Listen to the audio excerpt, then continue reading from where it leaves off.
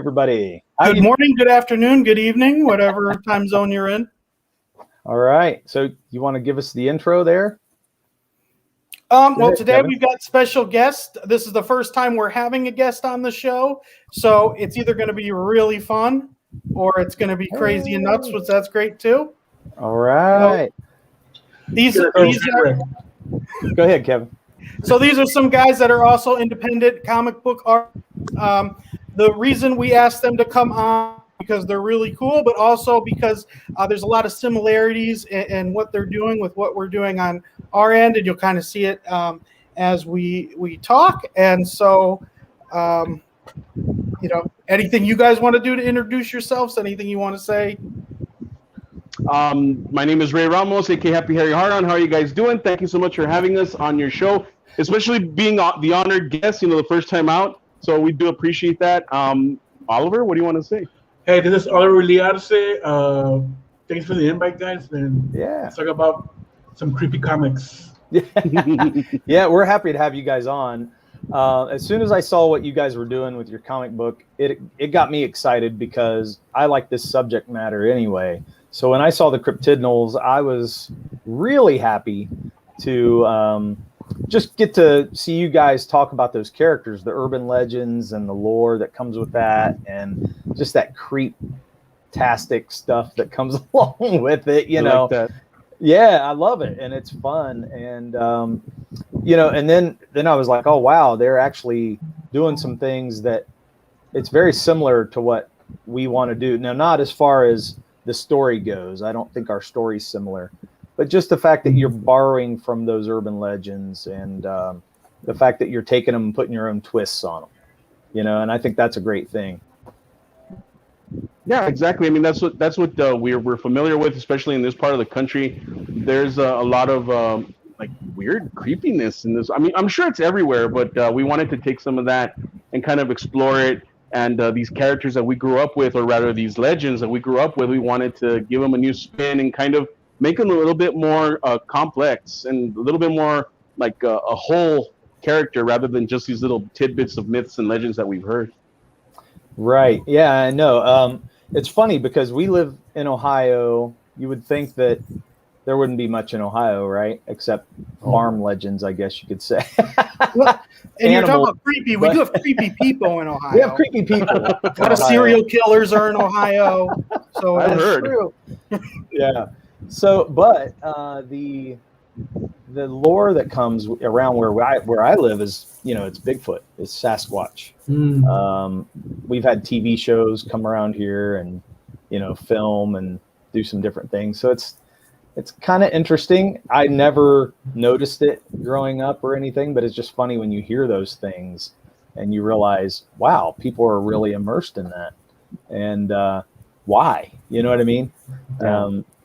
So it kind of makes you go, where am I living? It's not quite what I think it is. Yeah, it's like, what have I been doing all these years? I never noticed all this stuff going on around me. Yeah, you right. know, and also that stems from a lot of personal experiences that I've had growing up as well. I never really realized what was going on until I started delving into the paranormal, started delving into the the legends and all the research that went into it, and then I started realizing, like, wait a minute, I think my family's pretty fucked up, like the things that they've done that now I'm realizing were like, wait a minute, what the hell, but I'll get into that in a little bit, but right. Yeah, exactly. I think everybody's family's messed up. You know what I mean? That's just the way it is. Exactly. Yeah. But I mean, living in Ohio and a lot of Bigfoot sightings, no friend, no relative, no one told you, hey, I saw something out there. No, not like that. No, okay. That's UFOs. There were UFO sightings. So if you want to go into that end of it, yes, UFOs. So, but the Sasquatch, no. What about you, Murph? Have you ever seen anything out there? Well, I'm originally from Northeast Pennsylvania. If you've ever watched The Office, Scranton, Pennsylvania is where I'm from. Oh, yeah. So the people there are very weird. Michael Scott, it's just Michael's protege. That's pretty much Scranton, PA. A bunch of Irish and Italian people just that are a little crazy. And the only thing, we were a big coal mine town, so the only thing is there's like sinkholes. Like sometimes people just have a car fall through the road. I think if there was anything, it was run out by all the time of coal mining and the trains that they had in that area. So is it nearby that place that it's a ghost town because the mines are lit? Yep. The place they yeah. call it like hell or something because it's still on fire. The coal's on fire under. Yeah, it is near there. Yeah. That's a very interesting place. I think they based off the game Silent Hill off of that place. Yes. Yeah. Oh man, very cool. Now I've never played Silent Hill, but yeah, it seems like a neat place to go visit. But then you're like, wait a minute, could the ground give way any minute under my feet? I don't think I want to be there. Exactly. But since I've lived in awesome. Yeah, Pennsylvania's cool. Since I've lived in Ohio for about 10 years, a big thing here is we have a lot of Native American, not areas, but Derek, what's it called? We have a bunch of them where we even have the snake mound. Oh, the mounds. Yes. Okay. Yeah. We have, and there's even stuff around that. If the natives made it, or if giants, there's this whole giants used to be in Ohio, and our book's a lot like mythology with Lord of the Rings. So we went down like a hole of Nephilim and giants and all these type of things, and it's really interesting to think about stuff like that. Oh man, once you start getting into the Nephilim stuff, because like I said, I've researched a lot of stuff, I've read a lot of stuff. I'm just very curious about that kind of thing. Yeah. And that's a whole other ball game when it comes to the Nephilim and all that other like, I don't know, what do you call it? Like, not so much religious, but it's a biblical type paranormal stuff. And oh dude, I'm curious about your book now. I'm like, what are you guys working on? That's the goal.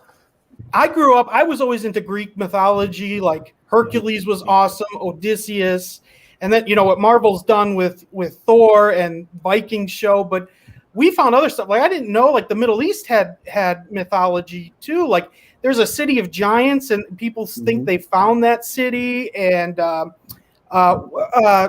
Henry Cavill Witcher show. Derek, what did they have that's an actual thing in mythology?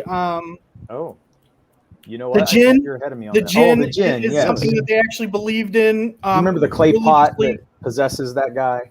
Yeah. Or possesses the woman, actually, I think, after a while. Yeah, I thought genies were made up, but I guess that's actually a big thing in ancient religions, that was like a real thing they considered. And so a jinn, is that directly related to genies? Or is it spirit? It's like genie in a bottle. Yeah. It's just like that. So if you catch them, you get your 3 wishes, or how does it work? Well, I think they're supposed to be like demons or ghosts, not like a genie. Okay. They're much more harmful than the cartoon genie, that we're used to seeing. They're not blue. In their lore. They're not voiced by Robin Williams. Robin Williams. You say that, and I remember the animated series from the 70s. Remember with Genie and the genie that was with him, the razzle dazzle. That guy. Yes. I remember that stuff. Yes. And that's that's kind of the fun stuff that come from it. But really, there's kind of a dark history to it that Murph and I never found out until we started researching it more, and we found some videos and. The people that are doing the videos are actually from the Middle East, and so they're immersed in that all the time. Because they have several religions coming together there too, so they're fighting against both of the religions plus the culture, and they don't even talk about certain things because they don't want to bring the spirits along or invite the spirits with them, things like that. So it gets pretty dark. And watching you guys on the YouTube channel that you were just on, what was it, page 1 or? It's page 1 comics. Yeah, you guys were talking about the stories that moms or grandparents would say to kids for like lessons. I don't know if that stuff's fading away but I thought that was interesting that you guys brought that up and things you learned from that. I like that. Yeah, I mean that's something we grew up with, especially living so close to the border. a lot of, and I don't want to sound kind of cliches or stereotypical and stuff, but it's the facts. The facts are that a lot of stuff back when I was growing up across the border in Juarez, people were just trying to survive, so they didn't have time, for a proper education and things of that nature. And the only Yeah. way to pass on knowledge was orally to, tell them these cautionary tales like, hey, if you go out at night, be careful because La Llorona will come get you if you're misbehaving. Or what was the other one? La Mano Peluda and the one that we were talking about. That's a radio show, Ray. No, I thought it was an actual story, the Mano Peluda. Oh no, it was the other one. But the other one that we're talking about Satan showing up with his one claw, a foot, and the hoof foot. Yeah. And, he's a very handsome man. All these stories were never written down. Nothing was ever written down. So there's no proper chain of events or anything like that to go back and research. You have to talk to people that were that grew up with this stuff. Yeah. But I think the tradition is still alive via the internet, emails, chain letters. Because I remember when my brother Pancho was working at the factory, well at the call center, they would receive emails about, oh, don't go to this. There's this guy in this shopping center that will ask you for a ride, and if you give him a ride, he'll kill you. And this person survived that incident, saying that he put his briefcase in his car, and then something just came over me, and I drive away. Then when I arrived home, I opened the briefcase, and there was like instruments of torture inside. So be careful. They'll go to this shopping mall in Juarez. So that's kind of like the cautionary tale. No, I think that's how it kept going on. Right. Yeah, email. Yeah, that's interesting to me. With America is so diverse in the regions that we come from, because we're a melting pot of everybody. But once you leave that and you get into these older regions of the world, man, the culture really carries that deep religious and not even religious but superstitious lore with it, and it almost melts together too, which makes it even scarier sometimes. And and it's so interesting to me how it evolves and develops. And the question is, do you believe it? What do you believe or what do you not believe? I'm sure as kids it's easy to go, yep, I believe it. I believe anything grandma tells me, man. Yeah. But now, once you grow up, then you're like, okay, am I taking that seriously? Or, yep, I'm taking that seriously. I've never done the Bloody Mary of going to my bathroom with the lights off and turn around. I've not done it. I'm never going to do it. Don't do it. That's interesting because I remember back in elementary school, a few of us knew about the Bloody Mary game. So at lunchtime, some of the guys played it in the bathroom. And I'm a big scaredy cat, so I'll wait for you guys outside. You go play. And apparently some odd things happened in that bathroom, and they ran away scared. I don't know, maybe there were coincidences because the lights went out and there were like weird lights floating around. I don't know what happened, but they got scared straight that day. Good. There's like there's a janitor that hates all the kids, and he's like, "This is the one thing I got." Or the nuns, maybe. I've been waiting for this day, Yeah, there you go. She was waiting in the stalls, no? She was banging the door or some shit like that. Oh my gosh, man! And that's another thing that I've noticed a lot lately. Like people don't, and it's I don't know how to express it, but it's sad to say, like people don't get scared as easily anymore. I was watching the Conjuring 3 last night. I finally got a chance to watch it. I don't know if you guys have seen it yet. I saw the ads for it. Yeah, you saw the ads for it. Not to give anything away, but I think it was on HBO Max. Oh, okay. Yeah, part 3, the newest one. But not to give anything away or anything, but it really, really hit a nerve with me because of something that I grew up with, the satanic panic and all that stuff, back in the 80s and stuff like that. And they really, really delve into that. And I remember how scary that was. Satanism and Satan was very, very real and very scary back then. And nowadays it's like, whatever, there's other stuff that's scarier than that. And I think that's the trick, though. I mean, I forgot what movie it was, but I remember that, the biggest or the greatest trick the devil ever did was to make people not believe in him. And has really stuck in my head for like the longest time. And nowadays it's very, like I said, it's very hard to scare somebody. And watching that just kind of like started all these gears moving in my head again about where that fear came from and how, you know, we express that fear nowadays, you know, and these cautionary tales, of course. And it was always the devil, you know, and we've kind of forgotten that a little bit. And it's like, you know, we're more focused on aliens and stuff like that now. And it's something that's kind of been messing with my head since last night. That's an interesting point. I remember the satanic panic in the 80s. Richard Ramirez, you guys remember him, right? The Night Stalker. He has an interesting story if he wants to tell it. Oh, I dated his niece back in the day, and I didn't know that it was. Yeah, I didn't know. And it's funny, not to cut you short, but it's really quickly. My wife and I were watching the Night Stalker Netflix series. I saw that. And towards the end of it, they flash a picture of him and his family, and she's like, "Look, that's her."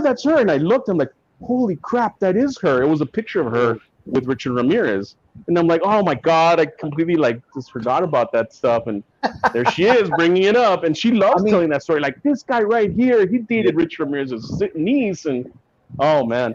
But and what are you gonna do? I mean, you're not gonna date her because what was her uncle, and you know, was a serial killer. You can't really hold that over somebody. But he was a scary dude back in the day, you know. Yeah, exactly. And she never told me that was her uncle. Like, she never mentioned it. She would just tell me like, yeah, my grandma goes and visits my Uncle Richie. She goes and visits my Uncle Richie in prison. I'm like, oh, really, in prison? And she's like, yeah, she goes and visits him every year. And I'm like, okay, well, I just left it at that, whatever. And then later on, my friends were like, you know who she is, right? You know who her uncle is. Well, her last name wasn't the same. And I'm like, no. Was it the same person that I actually think he was one of the scariest figures of the 80s, you know what I mean? Yeah. And when I think about, you know, all the serial killers I guess we came across in the 80s, he was one that creeped me out the most. And I think it's because he carried that satanic, I don't know, persona. You know? And everything he did, I mean, he's showing the pentagram to the judge when he gets put away, you know, all that stuff. And that was unheard of at that time. A really, really interesting bit of information that was told to me, because afterwards, after I found out that, you know, she was his niece, you know, I started asking questions and blah blah. This was years later, like after we had dated, whatever. I started asking questions, and I asked her, like, so your uncle, was he really a Satanist? I mean, was he really into that? And I don't know if she told me this because this is what he told her family, or if she actually did believe this. But she told me that the only reason he did the Satanist thing was so that he wouldn't get messed with in prison, so they would leave him alone. So I don't know if that's partly true or partly real, like, you know, but that's what that was told to me. So, man, doesn't that lend to itself to the other rumor about the prison tattoos, that men would get the Virgin Mary tattooed on his back, because they don't want to get assaulted in the shower, pretty much. Yeah, when they drop the soap, they don't want to see the Virgin Mary. Well, that's funny. I work in a correctional facility, which is really, but I've never seen guys with that on their neck. I guess it's down in the lower states and stuff. It's over here. Yeah, maybe it's more just on the back. Yeah, exactly. Oh my god. No, okay, you're good to go. Oh my god, man. We shouldn't be laughing about this. I know. Okay. Hey, I don't think I'm judgmental, but I would totally hold that against any family member that knew something like that. Too. I'd be like, sorry, not taking a chance. Yeah. I'm just gonna cover all my bases. Thank you. You know, it's so wow. Oh my gosh, that is awesome. Okay, Kevin, did you have any other? I think you had some other interesting things to ask them. Well, yeah, especially watching that video. You guys had great conversations. One thing I don't want to forget about this, because we haven't named our like business. You guys are called 656 Comics. Is that a play off of Marvel 616, or is that something? No, that's a good one too. I like that. It's the area code where we live. Oh, yeah. That makes sense. No. We don't steal from Marvel. We don't want to get in trouble with those I like the guys. idea though. That's pretty cool. But okay, well, Yeah, But 656 is the best universe in comics. Okay. all right then. It's No, it's the real one. It's the one. The real one. Yeah, where people die and stay dead. So Oh, when man. Deadpool talks, it's in the 656. Is what you're saying? Is that Punisher is from the 656 universe. yes, Wow. there you go.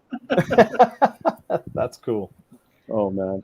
Very No, did you guys want to talk about your campaign at all? Anything Yeah. you want to promote before I go? I have tons of questions, so sure, I don't no want to miss problem. stuff that you want out. We can do it now or later. It's up to. I mean, it's you guys. Yeah, You're running the let's show, do it. so Yeah. I'd say go ahead now, just because we talk a lot, and so people start falling asleep. So anyone watching, it's probably best to get that out now, if you'd like. Yeah, let me. No worries. Yeah, sure. Let's go. Okay, And there you guys we are. see that? Okay. Yes. Yeah. So here's your campaign. Man, it looks like you guys are doing awesome. Yeah, over 10,000. Congrats. Yeah, thank you. Yeah, that's We're doing really amazing. good, and I'm really proud of these guys, of everybody that's been working on this, and we're just pushing. We just keep pushing every day a little bit more, so that we can bring you the best possible story that we have to offer, the best art, the best presentation, as professional as possible, and we want to just wow you guys so that you keep coming back for the next one and the next one after that. We already have other projects waiting in the wings. So when the Cryptidnals ends, we're going to be doing, like, almost immediately, we're going to launch our second chance campaign for Undead Border, which was the first book that we did. And now that, people are kind of noticing us, they're asking for that book. And it's a zombie book, but it's not a zombie book. I think that's the highest compliment we've gotten. Like, you guys tricked me into believing this was a zombie book, and it's not. It's something completely different. Ooh, I mean, it nice. has zombies in it, don't get me wrong, but, they were, like, That's not the very focus. surprised. And we're going to launch that second chance campaign sometime in July, hopefully, according to Oliver. Yeah. But for now, we're finishing up the Cryptidnals. We still got about another 20 days to go, and then we're going to go into demand. But if you guys want, you still have time. Jump on. We still have a lot of perks that we're giving away. Some of that stuff is going to go away when we go into demand. Actually, the covers for the campaign, we have the three covers. We're just going to keep the main cover once we go into on demand or in demand. So this is the cover A right here, the original cover with the Sasquatch holding the Wendigo skull. I love Beautiful. that, man. I love that. Thank you. Thank you so much. Yeah, I think that's great. And then the second cover is the Mothman cover where he's crucified. That's a throwback or a homage to XMen 251, where Wolverine was crucified on the X. I always love that Nice. cover. So Very we got nice. that one. The artist's name is Raymond Gay. He's an up-and-coming artist right now. He's working in a lot of variant covers for IDWs for The Last Ronin. So Ooh. that's his cover right there. He lives in El Paso, Very so I managed to get a hold of him, and he contributed. And then the last cover, which is cover C, is by Aurelio Mazzara. He was the concept artist for the movie Psycho Goreman. He's a good friend of mine, and I speak to him from time to time, and he lives in Italy, and he said, hey, I want to do something for your book. And I'm like, cool, man, let's do a cover. And this is the cover they presented. It's Ray Drawn, which is a Spring-Heeled Jack, and La Llorona. And in the background, we have El Ñango, which is our iteration of Slenderman. And if you guys want to play the trailer, you can do that as well. And Yeah, check it we out. can do that. Cool. Can you make when you play the trailer, can you make it bigger or you know what? I'm not in full screen. Never mind. That's me. Okay, yeah, let me try to. I'm not sure if I can go full screen or not. You guys see that okay? Can you not play volume? Are you guys not hearing it? No, No volume. Oh, shoot. I guess you forgot to share the audio. I'm not sure if I can get the volume on here. That is a problem. I'm not sure if I can get Because it. you don't have like a mic to hear the. Nope. I don't think I have anything on to hear it. How do the guys That's do cool. that? Is it I don't know, they play it Oliver. through the mic? Oh, should I share it? Should I play it? Yeah, if you can share can't it. get the sound, yeah, that'd be perfect. All right, yeah, I'll stop Set it sharing up here mine. then. Let me stop mine.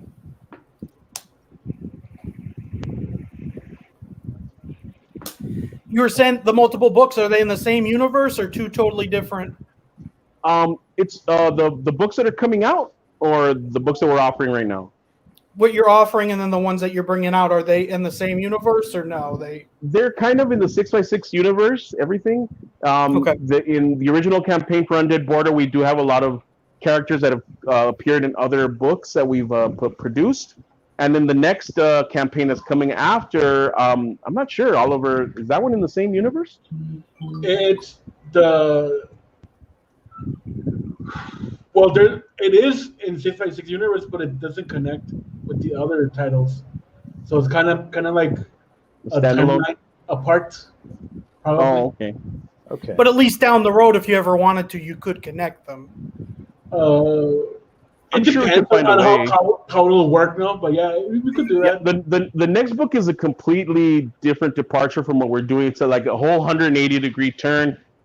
It's more like brighter and Saturday morning cartoon-like type of book. Mm-hmm. Oh, So it's going to fun. be very interesting. Yeah, it's totally it's very bright. It's an all ages book, so that's Oh, gonna, good. That's coming cool. from us. That's really interesting. It's very Yeah. rare coming from Yeah, us. it's It's actually really fun though, rare. man. Yeah. Is it like an 80s style? No, it's if you guys remember Captain N, the game master Ooh, back in the day, I don't know if I the do. kid that travels through the Nintendo game. Ooh, I don't remember that. Dude, Those oh, Saturday mornings on. yeah, it was Saturday mornings. So, I don't yeah, remember that. Well, yeah, it's if you can look it up when you have time, it's more or I less will. that kind of thing. But there's a That's twist. But we'll get to we'll get into that later Yeah, on. you don't have to give it all away right now. Yeah. That's okay. I remember more Kid Video than I remember Captain For N. video, that's like from Burger King, dude. Wow.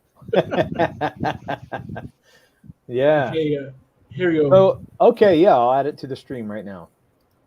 Yeah, I decided to get just the video so we could play it better.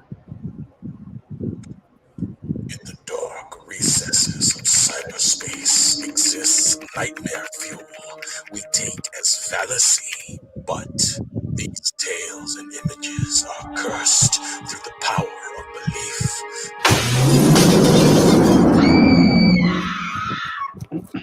Tulpas, sentient thought forms residing in between the abyss of life and death. Their endgame is to destroy the only reality they know, ours. Only darkness can vanquish darkness, more rapid than the radiance of light. Enter the Cryptidnals, mythical beasts of unearthly abilities whose existence has been criminalized by humanity. The first and only line of defense against the incursion of otherworldly evil. A secret war of monsters is about to begin. Nice. Awesome. That is really cool, man. Very So cool. you were saying that's a playoff of Slenderman, is because I only know Slenderman very new. Is there an old thing to him, or is that really a new generation type of being story told?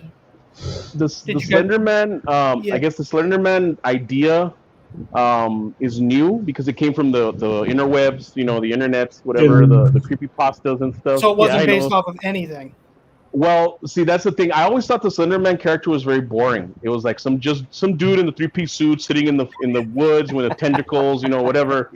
And I was like, there's gotta be more to this. There's gotta be more meat to it, you know, because I could just use a Slenderman or something, you know, just name him something else. But these guys were like, no, man, we gotta give it more character than that. So I started doing some research, and I started seeing a lot of aspects that tie into Lovecraft without giving away too much. So I tied those in to the concept, and that's how we came up with El Ñango. And El Ñango is an actual thing. It's it means like this really lanky, skinny, creepy type person. That's what El Ñango means. So that's what we named the character, and then we just took it from there. But this I guess Ñango, this monster, does have a reason. It has a purpose, why it's existing, why it's in this world. Rather than, you know, the Slenderman's just there like, hey, I'm going to drive you crazy. Come on over, guys, you know, and that's pretty much it. So yeah, that's where that came from. a lot of these characters I found, especially the tulpas, their background stories. I mean, it's just the quick story from the creepypasta. I don't know if you guys have read the creepypastas, but it's like shock, and then you're scared, and then that's it. You know, there's no other meat to it other than that. So I started delving more into how could we make these, how could we pump them up a little bit, like punch it up, and you know, give them a little bit more oomph. And that's when we started kind of delving into the, you know, the world of what these things could have come from, or where would they originated from. And the Slenderman or the Ninjago was very, very similar to this other type being / monster. So I was like, you know what? Let's do that. And so I don't want to give away too much, like I said, but it'll be in the book for sure.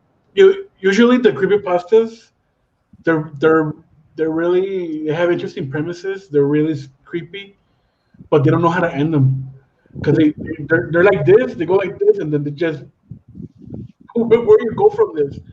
Because I was reading, well, way back then I was reading one called Ben Drowned, which is apparently a haunted Majora's Mask N64 card, and it's very interesting because the spirit of the kid lives on in the tape, and the guy who got the tape at a flea market starts experiencing some weird stuff, and then it gets to a point that, man, you can't top this, and then it just falls down.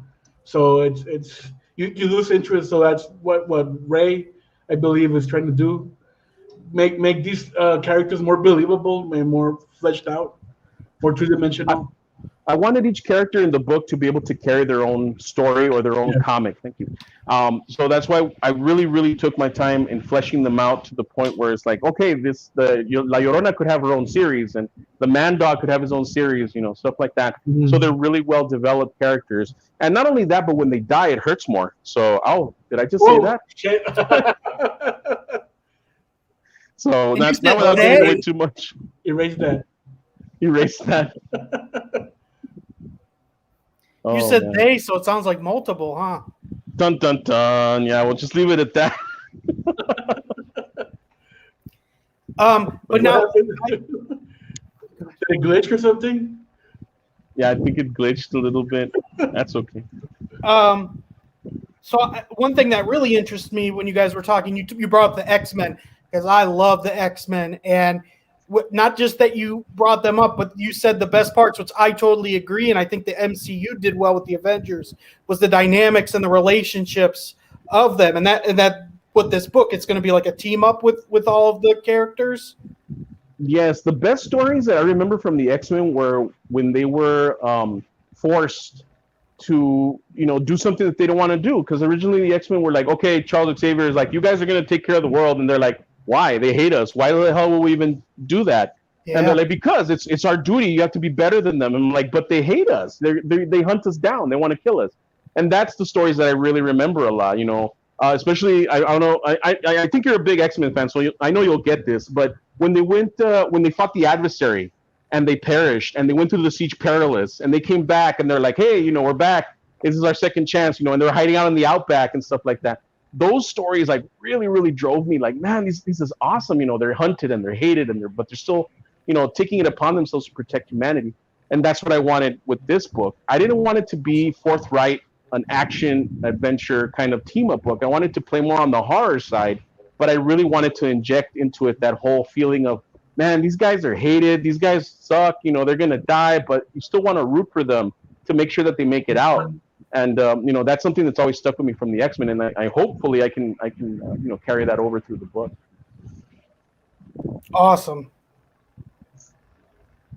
How do you, when you're with the characters, since there's so much not backstory but culture and stories in them, do you try to do a 50-50 where I'm keeping the good stuff and then I'm going to put my own thing? Does it depend upon each character?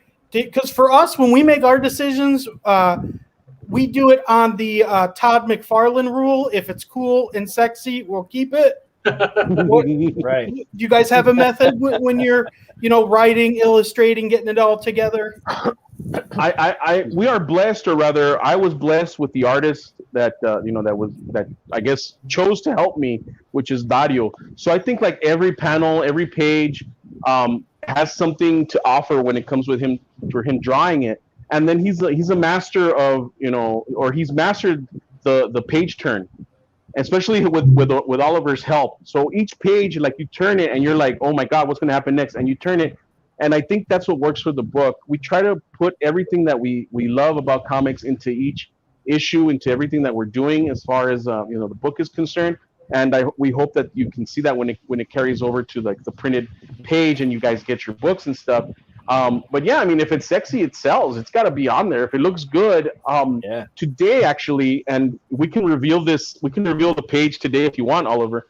But an exclusive here on your stream. Ooh. We were deciding what pages we're going to release next because the pages that are floating around right now are kind of dated.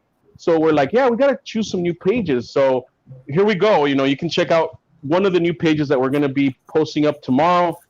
Oliver, do your thing and show it off, and you guys can tell us what you think. And this is it's a very small like interlude into what's coming next, but it just shows you how sexy Dario is drawing these characters and the scenarios and stuff.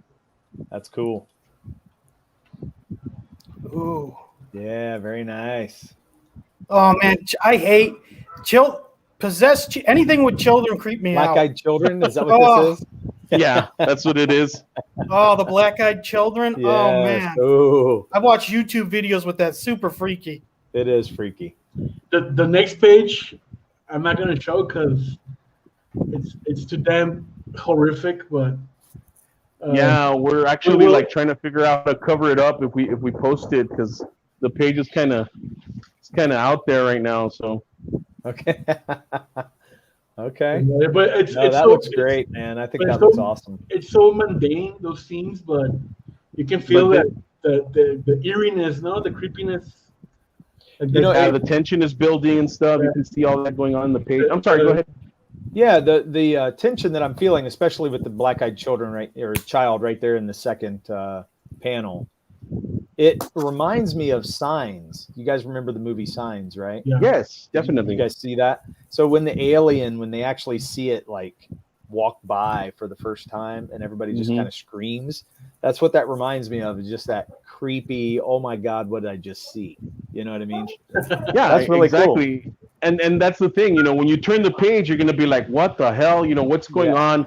And it just adds more to the story. And we're trying to push the new pages as much as we can so that we can, because we've been talking about the characters, or rather the heroes of the story, or supposed heroes of the story, and now we're going to fixate on the big bads, the bad guys and stuff like that, the villains. So just stay tuned to our Twitter feed and stuff, and you'll be seeing these pages slowly roll out. And nice. Hopefully it gives us a little bit more oomph on the campaign as well, because people will be interested in what we're doing. Yeah, I'm loving what I'm seeing, man. I think it's really cool. Pacing matters so much, and Kevin and I talk all the time about how we're going to pace out the story and what's working. And I've had to slow him down, and then he's like, no, we got to move this or whatever, but it's like give and take. And then we find out that as long as we're ending on those cliffhangers and we have those, we're ending a page on a cliffhanger, it really matters to the pacing, and it keeps people like intrigued while they're reading. You don't want to just have them, I don't know. I'm not into, what do they call it, where you're just kind of sitting around just being normal. They have comics that do that. You know what I mean? Isn't that normal right now? Yes, it is. It is. Oh, but they just sit around. It's like they're just drinking coffee all the time. You know what I mean? Let's have coffee. I expect that for webcomics because, you have to pad it out, no? Because every week you have to upload an episode, right? So but not in Marvel, man. Marvel, step up your game, guys. You're the example. Teach us. Yeah, and I forget, there is an actual name for what I'm talking about, where it's just this mundane life, Isn't it like life. Slice of Life or something? Yes, that's it. Slice of Life comics. Okay, if you like that, fine. Whatever you like. But that isn't what I want our comic to look like in any shape or form. See, and that's good. If you guys Yeah. have that understanding from the beginning, and you have that passion and that drive to produce that type of book that you want to see, or that you remember moved you in that way, then man, there's no stopping you. And that's why, once again, I'm curious about what you guys are doing. You haven't revealed anything. You haven't told me anything at all. So who writes and who draws, or? Okay. I write, he draw. Yeah. Yeah. Okay. So what actually happened? So I was always a huge X-Men fan. Like outside of sports, I thought X-Men were the thing. Loved Wolverine, Nightcrawler, Colossus. That was my thing. And then 2000 came around, and the funny thing is, I read The Hobbit as a kid.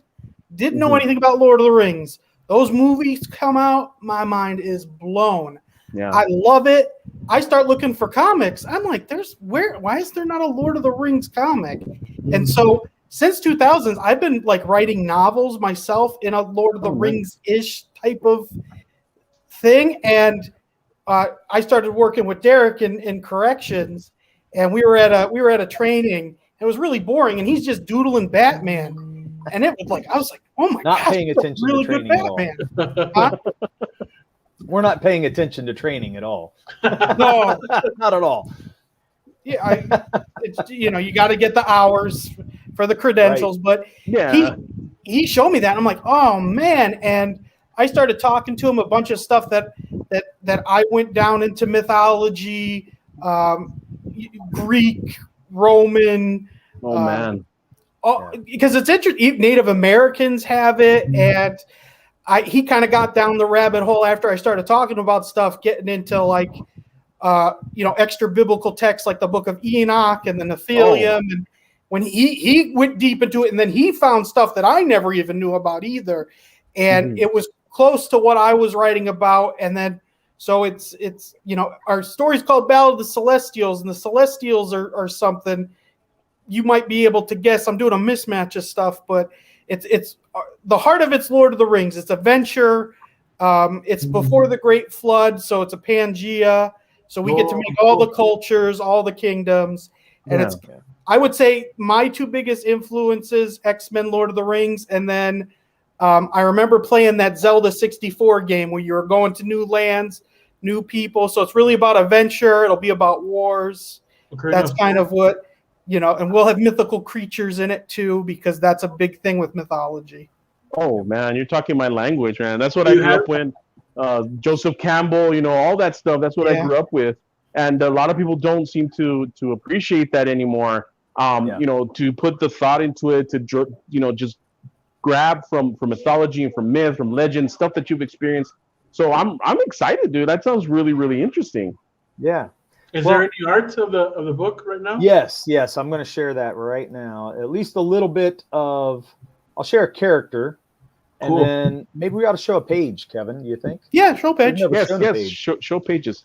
Okay, so I'll have to open the page. I don't have one open yet, but I'll share. I only have the art for the character open right now. Okay. So do you see that? Oh wow! Nice. Okay. Yeah. So this is our main hero. This is Mare. And so this is a card.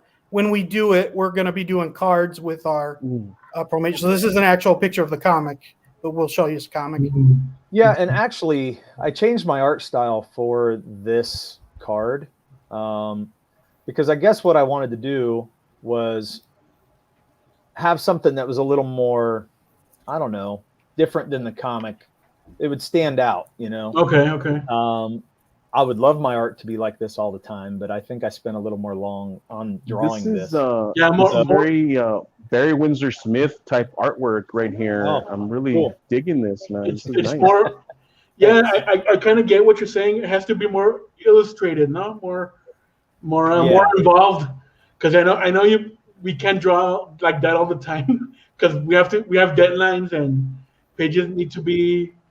I mean, we're not Ethan, right? Right. That's exactly right. Yeah. So I'm going to show you a page. I don't know what page do you think, Kevin? No spoilers. Yeah, no spoil. I know. That's what I'm saying. It's hard to really do that, isn't it? How many pages is your book so far? Too? It's 27 pages, right? 27 pages. Yeah. Yeah. Oh, I wanted it way longer. When I showed him what I had out, I think I had like 32, and he's like, "I'm not drawing 32 pages." 32 is a sweet spot. Okay, so here's a page. Wow. Can you make it Dude, bigger? you got some Bart Sears going on in there. Thank you. That is cool. You can't make a full screen? Just a second. I'm sorry. My son needs something. I don't know if I can because it's the way I've got it. I mean, we can zoom in for sure. Zoom in. We'll zoom in on the actual page itself. So here's the top panel. And I guess there's the explosion. And then I'll zoom down so you can see the or pan down a little bit so you guys can see the characters. So you got some guys flying in the explosion in the background, if you can see them back here. So having some fun with it there. And then here's our main characters, and they're looking on, going, "What the heck just happened?" Nice. So, and that's these are very nice. They're very clean pages. I like your lettering as well. Oliver, lettering. You're the lettering king over here. The second balloon is a little confusing. Who's speaking? Oh, is it? Okay. Yeah. The second balloon. And the guy in the back speaking, or who is he? Or is it the girl? Yeah. So it's got one of the guys in the back there talking. Yeah. So okay, well that's good to know. Well, that stuff we learned too as I was writing. Yeah. I wasn't thinking of going left to right. Like I would tell Derek who was where they were in the picture and what they were saying, and I never thought, oh yeah, it could be confusing if you don't have people in the right place. So it's Also in the last panel, sorry to cut you off. No, you're fine. In the last panel, the just avoid tangents because the word balloons are too close to the edge. Ah, okay. So just move them a bit further in. Okay. Yeah, so just don't if you're gonna butt them to the line, well just square them up. Yeah, square them up. Yeah. Okay. Awesome. That's good input. I appreciate that. This is why I like, talking to guys that are involved with CG and all these guys. Everyone's so supportive. Yeah, it's so good, man. I love it. There's so much to learn too. That's what we keep saying on every stream that we've been on, man. It's like this community has really embraced us and really showed us a lot of love. I mean, we never would have gotten this far without all of the fans and everybody that is supporting us and backing the book. And we really, really appreciate that. And anybody that asks us for help, anybody that wants us to look over their stuff, of course, we're going to try and help you to the best of our ability. We're still learning as well. Don't get us wrong. I mean, the first campaign to this campaign, we're still trying to figure out, what to offer, things to do. But it's a learning experience, it's a growing experience because we're all in it together and we're all the same. Yeah. So I agree. Should we show anything else? Hey, it's up to you. It's up to you guys. Whoops, I hit the wrong button. I'm in my Clip Studio Paint right now. I just think it's easier to show pages, but maybe we'll show one more. Is that program easy to use, like to draw and letter and all that? Wait, say that again. Is Clip Paint Studio easy to use? Very Yeah. In fact, I learned how to do everything in Clip Studio. Because in the last year. Oh, cool. Because I'm a Photoshop guy and I do everything in Photoshop. Okay. And sometimes I ink with Paint Tool SI because the pens there are very very responsive and very smooth. But I haven't used Clip Studio. I'm interested to letter in that program. Yeah, it's easy to letter. It's once you get the hang of it, you just have to learn it like any other software. But because I think it's going to be easier than Illustrator. That's for sure. Yeah. They really have the tools already set up. You just have to learn how to use them. That's all. Okay. So, but I mean, I didn't know how to do anything except draw, and I went in the last year and really learned how to scan my inks in, turn them back to black because when you scan ink. Oh, so this is traditional then. Yeah, it was traditionally ink. That's cool. And then, but whenever I put it in digital, they grayed out. because you scan them in, they gray back out, so you have to turn them black. Yeah, you have to play with the settings. Yep. And then once I got it back to black, then I had to learn how to letter and what else was I doing, Kevin? I'm trying to remember everything that I did. It was a lot of stuff. And then just going back in like self-editing even, because we haven't even been through our editing process yet, because we're waiting on just a couple little things, a couple designs we want to put in here. And once we get those, what's that? Are you going to color this? Yeah, we want it colored eventually. Yes. Okay. Yeah, we're gonna have to find someone to do it because neither of us can color. Yeah. So we're gonna have to pay somebody to do it. Yep. I heard tell Oliver used to color for IDW, so hint hint. Hey. Yeah. Hey. So you might know some of the guys. We've actually talked to a couple guys. I think they were involved in IDW, and cool.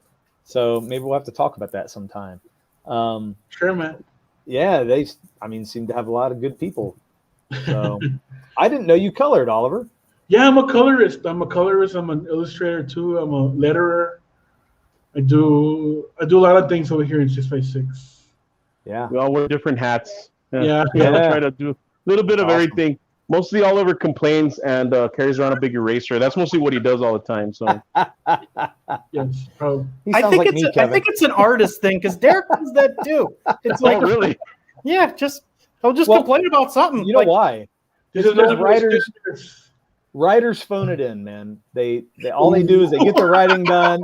Next thing you know, they're like, "We're out. You guys do all the hard work. We've done our work. So see ya. Peace."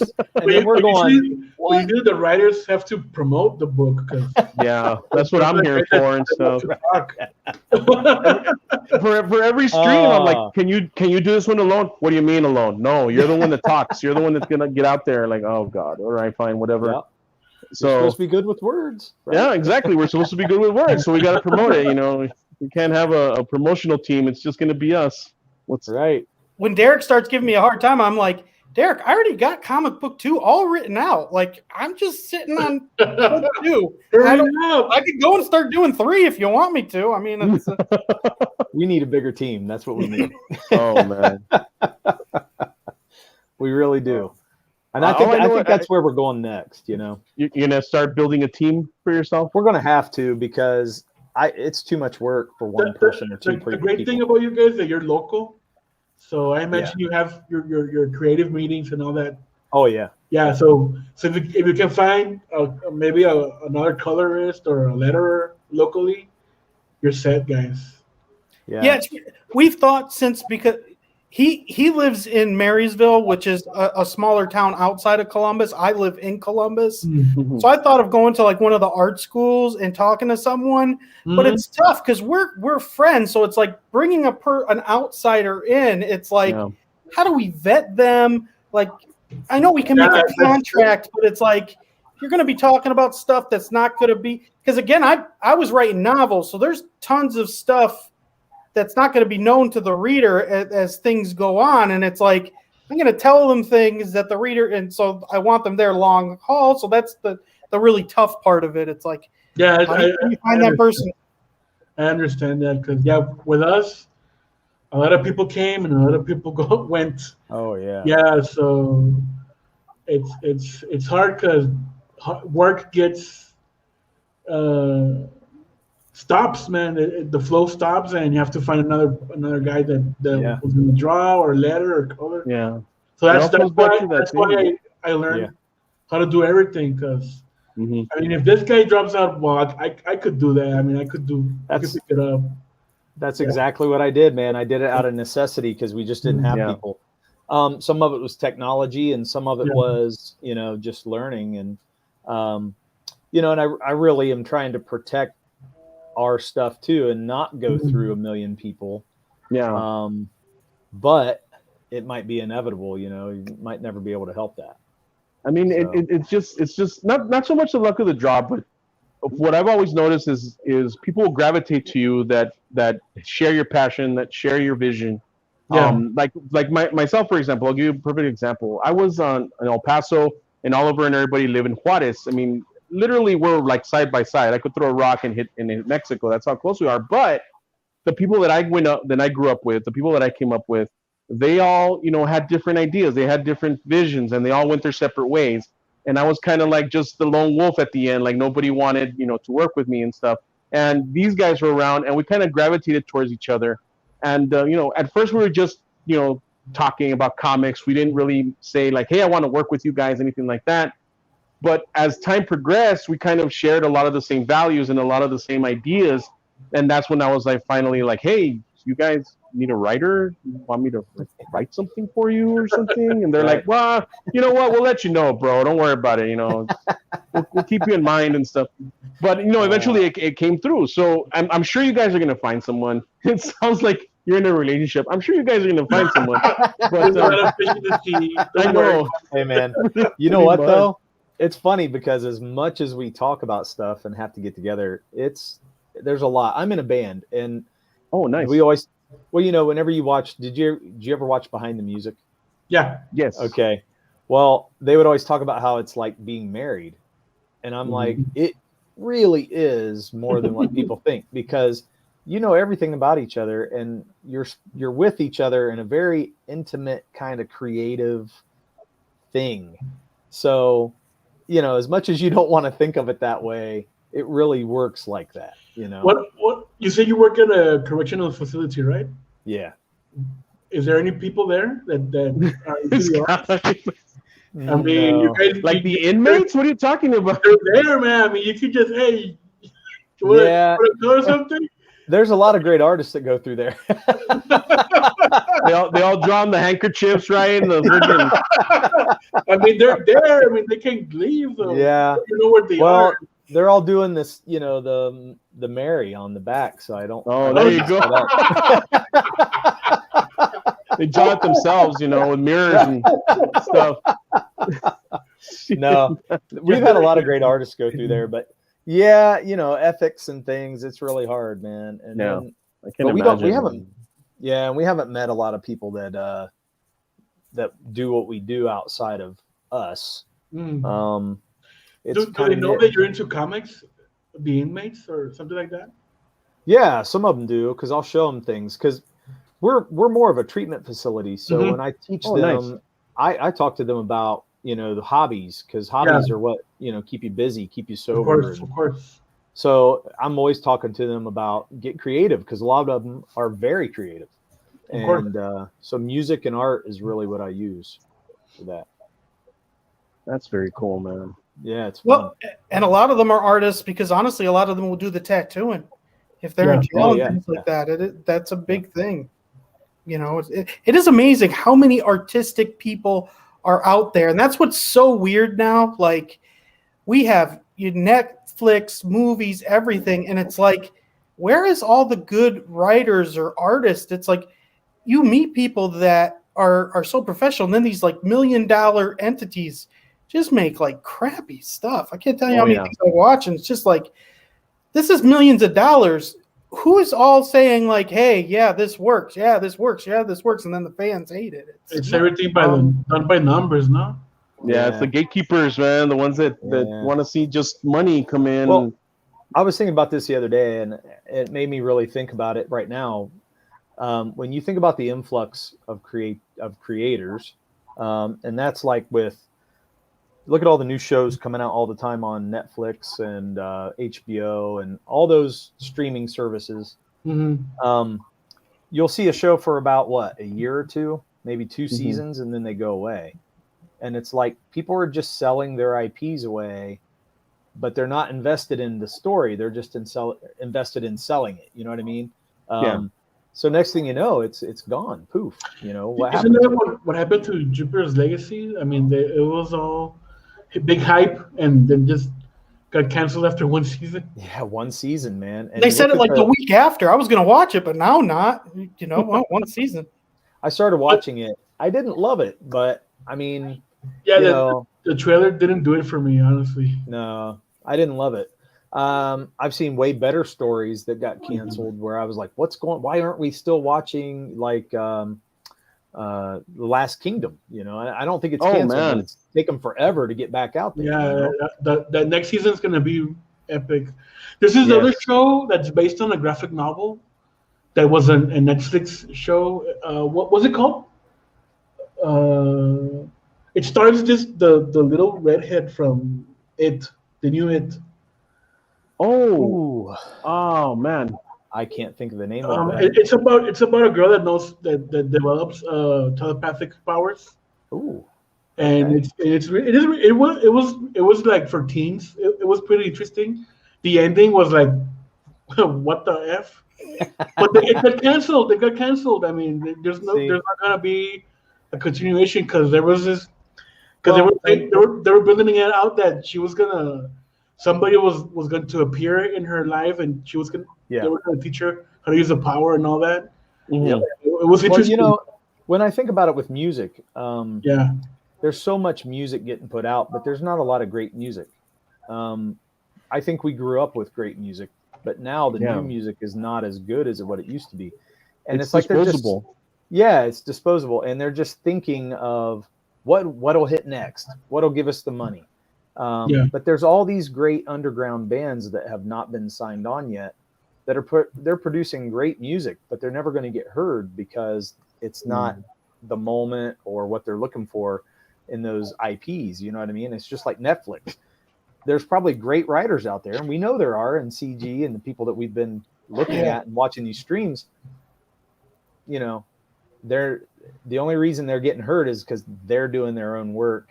They're putting it out themselves, you know, and they're building that community of creators and sharing each other's stuff. And that's what I love. I mean, that's what I think is going to work. Long-term goals, not short-term goals.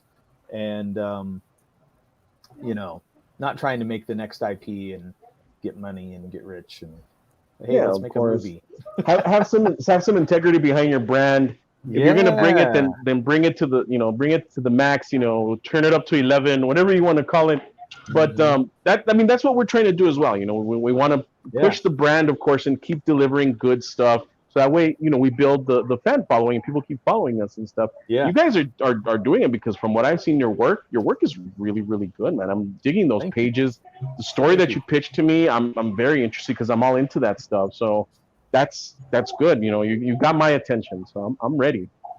Awesome. Were you ever into like Odysseus, anything like that? Were either of you?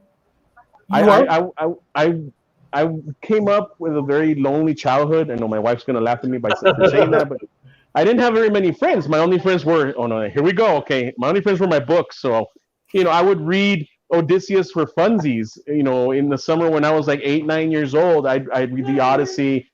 Thanks, I appreciate that.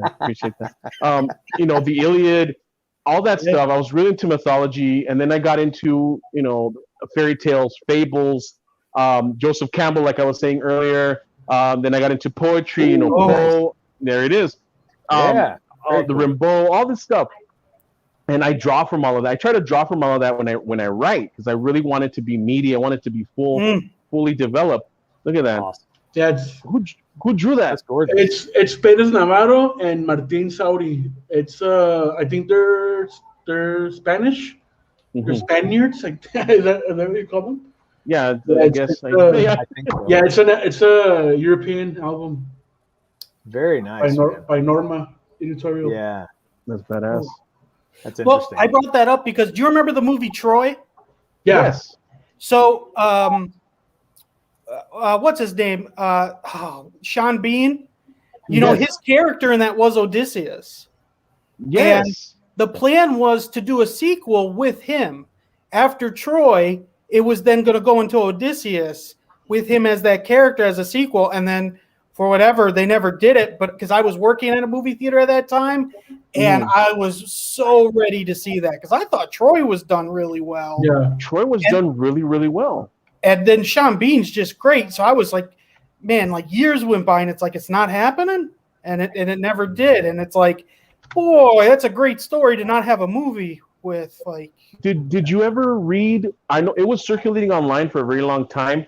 The screenplay for Gladiator Part 2. No. Oh my God. Nick Cave. Yes, that Nick Cave wrote it. He wrote the screenplay for part 2, and it just infused nothing but mythology into it. It was supposed to be Maximus.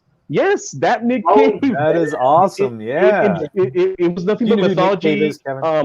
Maximus is trying to escape Hades, and he meets all these mythological characters. It was if you Google it, you'll find it. You'll find it if you Google it, and you read the whole screenplay. And how did that get made? Gladiator was a huge success. I don't know. Well, for one thing, if it's too mythological, Gladiator was more set realistically, right? Yeah, but they had gods. Because the one character would pray it was more to the that they were gods worshiping the gods, not that the gods were actually there. You know what I mean? Like it was more set in reality and dream-like stuff. It wasn't. Still though, you're telling me you put Russell Crowe in Gladiator 2? Oh no! You could have him on a couch eating a sandwich, and people would have went and see it. Like, I mean, that movie could work right now, no? Oh yeah, it could definitely. Look, I don't know if he freaking. What was it? Clash of the Titans, man. Everybody loved that, and it was nothing but it was a huge popcorn movie. Yeah. But Nick Cave, I've read some of the script, and Nick Cave really did his homework. And if you read it, you're like, wow, I want to see this, like in the movie theater. I want to see it on the big screen. But it could work. It could possibly work now, but I mean, everyone's kind of older now. Russell Crowe's kind of out of shape. Like, I don't know. Did you see his last movie, the Road Rage movie? I wanted to see it. I haven't. I saw a trailer. That's messed up, man. It's a good movie. If someone did do it like Netflix or Amazon, do you think they'd get Russell Crowe and do a face thing like Marvel does, make him look younger, or do you think they just recast it and it would still be the same character, just different actor? If they recast it, I'd be okay with it. But I think they had to have a lot of budget, a lot of money for the aging. Like a good deep fake or something. Yeah. If you want to do I mean, they could do it, but I mean, Russell Crowe should be the star of it. Yeah, he's Maximus. That movie was great, man. I love that movie. And like you said, it was set more in reality. It drew more from actual events, but it still had that sort of mysticism to it. Like whenever he would dream about his family or he'd see visions and stuff. And I would have loved to see part 2. It would have been awesome. Yeah. Oh, that makes me so sad. I remember the Odyssey miniseries. You guys saw that back in the 90s? 97? Oh, vaguely. I remember that vaguely. Was it a TV show? Asante. Yeah. Armando Sante, that's right. Yeah, that was a good show. Yeah. It was a good. Okay. I think it was a movie, but they cut it up in pieces. I don't know. Was it really? It was cool. It was a cool one.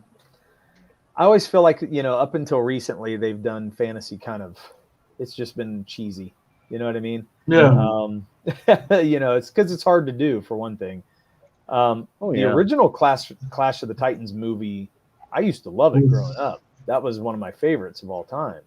Now, when you go back and look, you're like, oh my gosh, how did I like that? But which movie is it that they fight skeleton warriors?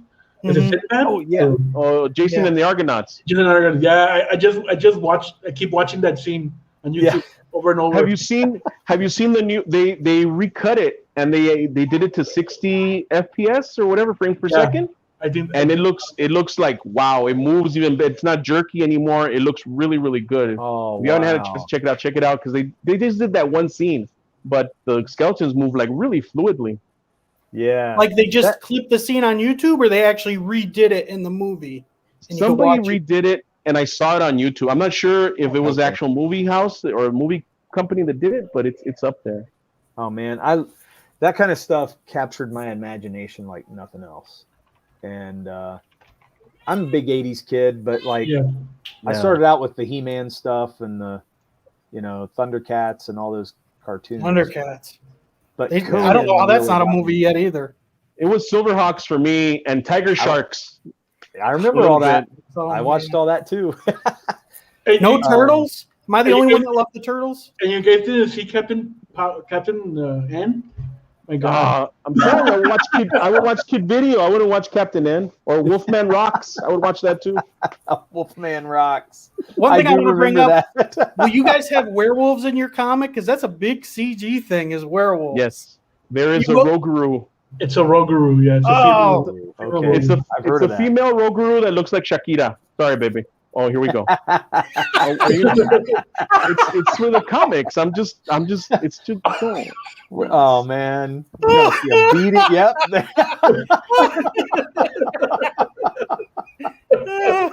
Yeah, now he's got to plead. All the pleading. Aha! I got you. Okay. Right here. Oh my god. Woo. Sorry about that. That was the technical difficulties. So one thing with our show, why we call it Do Get Out, is because me and Derek have about like 10 years age apart. So there are things that we agree with music or with shows, like stuff like he loves G.I. Joe. I was never into G.I. Joe. Yeah.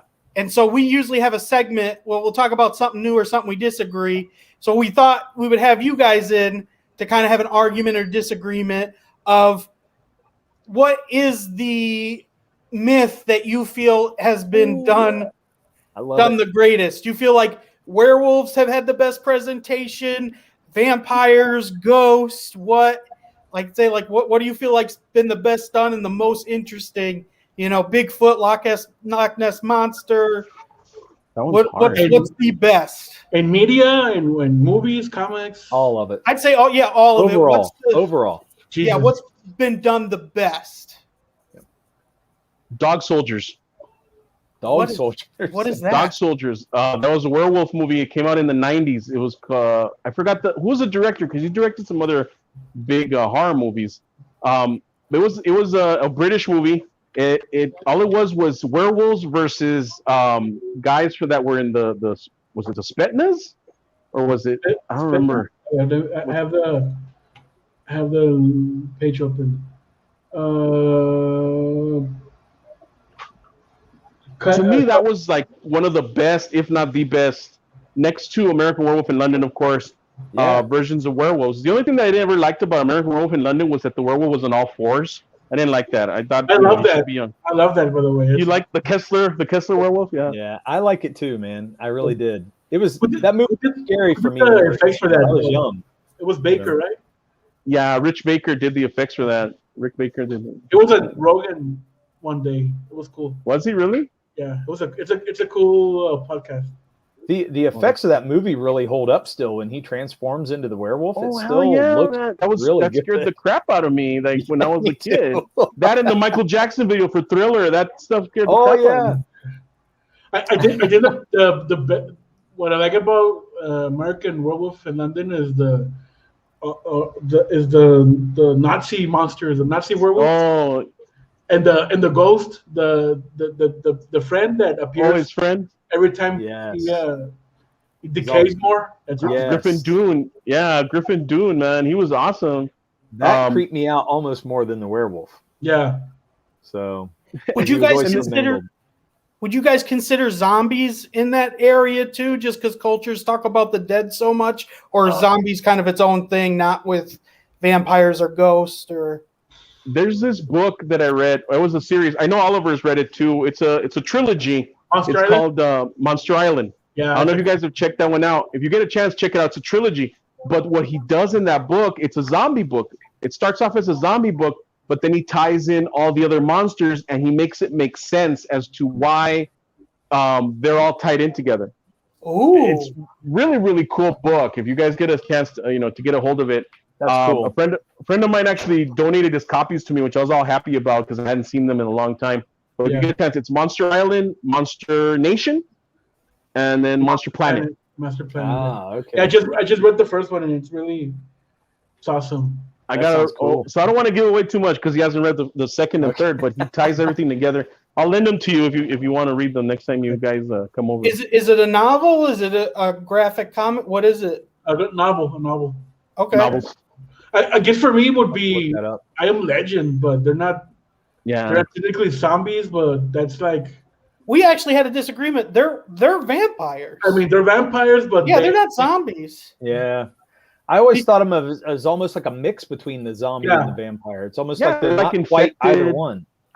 They're not dead, though. But I guess I could see Romero taking from that. Yeah. And mixing it with his ideas, no. But yeah, I mean, I could say that it was the precursor to what the modern zombie is, no. Mm-hmm. That they just roam around and try to get you, no. Because you guys are into horror, were you guys ever into Walking Dead? I loved the comic and the show. It would be so intense. You'd almost have dread sometimes, like especially even with the Negan stuff, like that dread. Do you guys do that in your book where there's like dread for the character that something bad's going to happen and you just know it? I mean, in Under the Border, we do that man. with in the Under the Border. You get carried away with that shit, man, because we didn't know who was next. You know, it's like, oh my God, what did you do? Why did you kill him? He was awesome. And then you're like, oh, don't worry, you'll figure it out. It'll be fine. But all that stuff. Yeah, we're gonna do a second chance campaign, so you guys get your chance to read it. But yeah, we tried to do that. I don't know if we succeeded, but a lot of people dug it. So I mean, I guess we did. I don't know. But yeah, but regarding to your comment about Negan, and the show, the buildup was excellent. Yeah. Because when the survivors went out to their little hideouts, their posts where Negan supposedly lived there, and started doing their things and killing everybody. I mean, that was fantastic. And then the foreshadowing with the Polaroids, the pictures there in the wall. Oh shit! Because I read the comic, so I knew it was coming, and I always was like, oh. Yeah, the comic, I dipped in and out of the comic. After Tony Moore left, I just kind of like. Because I like the art style, and the new guy didn't do it for me. But I understood why they got the new guy, because a faster hand, right? Yeah. But yeah, Charlie Adler is a beast, man. He would draw really quick. I think that guy draws like an issue a day or something. Pretty practically, man. Man. Wouldn't that be nice? But in the TV show, the build-up was excellent. But now when the infamous episode where Glenn dies and all that, I think it started to go down. No, I felt. Yeah. You know what it was, man? It was the bait and switch. That one episode where Glenn supposedly died, but he was underneath the tank, whatever. And then they killed him later on. So he's like, they lured you back in, like he's fine. And then boom, he's dead. And that's when everybody's like, nah, forget this show, I'm out. You know, they had an emotional, they were vested emotionally into it, and then that's when they a lot of people bailed out after that episode. Yes, they did. Yeah, you can't trick the fan. Don't trick the fans. That's stupid. Like, fans right. are too smart now. You might have been able to pull that in the 80s, but not now. Like, you just. I don't blame Kirkman for that. I blame Gimple for that. Yeah, I love Kirkman. I think he's a genius. And after they killed the kid, the Rick Grimes kid, and I hated that. I mean, they're just doing all these stupid decisions. He got bit off screen. You're ruining your moneymaker. What the hell, guys? Yeah, it's like you're shooting yourself in the foot. People aren't going to come back anymore. Right. What about the comic? Did you read the ending to the comic? I was severely disappointed from what happened. I didn't read it. So they just stopped. No, Ray. They just stopped creating zombies. That's it. No, the zombies kept going. Like there were still zombies in the world, but the way that they resolved Rick Grimes' storyline was very, very cheap. I felt it was very cheap, and it was just like, oh, really? Like you build this guy up to be the savior of this new world, and then that's how you end him out. You know, you finish him off, and I didn't like it. I mean, it's only been 3 years, right? We can talk about it, like something like that. It's been. I mean, it was before COVID, so. Yeah. Pre-COVID. Feels like it's pre-COVID. But to me, how he dies, it's just, and how he dies too. It's like no one did that before. Like the governor just didn't come and shoot him when he's in bed. Like exactly. When you think of that, it wasn't something great. And then after that, all the characters, like there's an ending for all of them. Like what Michonne's doing, what Carl's doing, what Maggie's doing, but it was all like, oh, they just have normal lives now, nothing important, nothing. It's like they're working a 9-to-5 job, just doing the donuts now, and that's Walking Dead. And it's like, if you want to see a zombie series on Netflix, Black Friday or Black Summer. It's coming back next month. Black Summer's coming back next month. Really, season 2? Yeah, season 2. Dude, it's just craziness. There's no there's no dialogue. No, people. There's no like reason for anything. It's just run, just run. You know this. It's a lot of tension. So. Ooh. So is it kind of like Mel Gibson's Apocalyptico? More or less, yeah, more or less. Oh. Yeah, it's kind of like that. Like, run or you're gonna die, and then people that you meet, like, hey, thanks for helping me. All right, cool. Boom, they're dead. We gotta What? get together. Keep running. No, we gotta make a plan. No, go this way, go that way, and I think I saw some of that. I think now that you're mentioning it, I did see it. It's pretty intense. Like they have, It's Kingdom and Black Summer. Check those out. Moves. Okay. It moves. Yeah, Black Summer moves. Kingdom is just beautiful to look at because of the way they shot it, but it has a good story. Black Summer is just like, what the hell? What fresh hell is this that I'm witnessing right now with zombies? You know, it's really good. It's very realistic because you know that there's in a lot of zombie movies, people pick up a gun and straight headshots. And no, here they mess up. They shoot each other. They miss. I mean, it's really interesting. It's really cool. Yeah. And there's a part where 5 people, right? They can kill a zombie because they can't. Yeah. It's just too. They're overwhelmed by just one zombie. So it's really cool. Oh, and these zombies are the fast runners. Are there zombies, right, or they're affected people? They're zombies. They're decaying. They're zombies, man. But they're just running really fast. What was the one that we would watch all the time? I forgot the name of it. Like for a whole year, we just kept watching it over and over again. It came out on Netflix. Dead Set. Have you guys watched Dead Set? I have not. No? If you get a chance, I think it's still on Netflix. I'm not sure. But it's 20 Days Later meets Big Brother. The premise is crazy. Like that's exactly what it is. But it's one of the best, if not the best, zombie movie or series that has come out in like the past 20 years. Yeah. Wow. Okay. Did you guys watch the new movie by Zack Snyder? You guys watch that on Netflix? What did you guys think? A lot of people hate it. I went in expecting what it would be, and so I was happy with it. I'm like humorous. I went in with a low expectation. It's Zack Snyder. It's gonna be crazy. Yeah, don't think about the story. Goofy. Don't think. And that's it. And I got it. And I got what I thought I was gonna get, and I'm happy for it. I liked it, but I got a lot of insight into how Zack Snyder directs because of a lot of the stuff that he just left like out there in the open. It's like he comes in, he's like, okay, zombies, and then one of them's a robot. All right, move on, go. All right. I'm like, what? Did that just happen? Yeah. Yeah. And it was like, because there was a couple that they'd get shot and they had like blue eyes robots, and then they were saying sparks, no, these spark. Yeah, like sparks would fly out and stuff. It was crazy. The main zombie's baby was an alien. I didn't realize that. Wait, did you just say main zombie's baby? Exactly. Yeah, he impersonates main zombie, and it's an alien baby, which I didn't realize that was alien. Have you seen it, Dirk? Because we're gonna get you spoilers. I haven't seen it, man. At the very beginning, in the opening scene, I didn't even notice this, but in the opening scene, there's UFOs. Yeah, I didn't see that either. It's an experiment. They're coming from Area 51. Yeah, they're coming from Area 51. A bunch of like tie-ins, and then what he said is like, yeah, we're gonna figure that out later, like in the spin-offs and stuff. So just hold on, just wait. And I'm like, they should have done it then. That would have been even more interesting. Yeah. That was the only reason I was like, I liked it, but it just pissed me off. So. It needs more meat. Yes. I like there. You go. It needs more meat. Yeah. Well, yeah, I missed all of that till I watched a review. Yeah. And I missed the robots too. I didn't realize that. I just thought it was like some mess up that there was like a blue light. You know what I mean? I thought, oh, maybe I just you know how I see this movie as a video game. I don't know if you guys are into Call of Duty or the zombie maps. Oh, yeah. I mean it's Mom of the Dead. It's a time loop. They have to do something so they could escape and all that. It's you're playing a video game. That's how I saw it. It's Dead Rising too. Yeah. It's Left 4 Dead.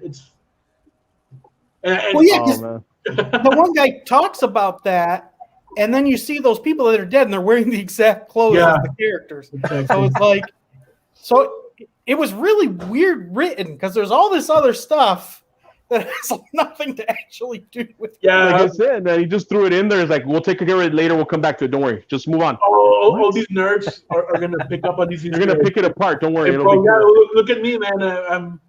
I'm into that shit, man. It's all the theories and all that. So, Oh, so I love that enjoyed it for that. So it gives a thumbs up for me. well, Nice. here's the interesting thing. Like, because I like Lord of the Rings so much, I was huge into Game of Thrones, and Derek didn't watch it when it was on, and I was like, man, it's terrible because I watched it.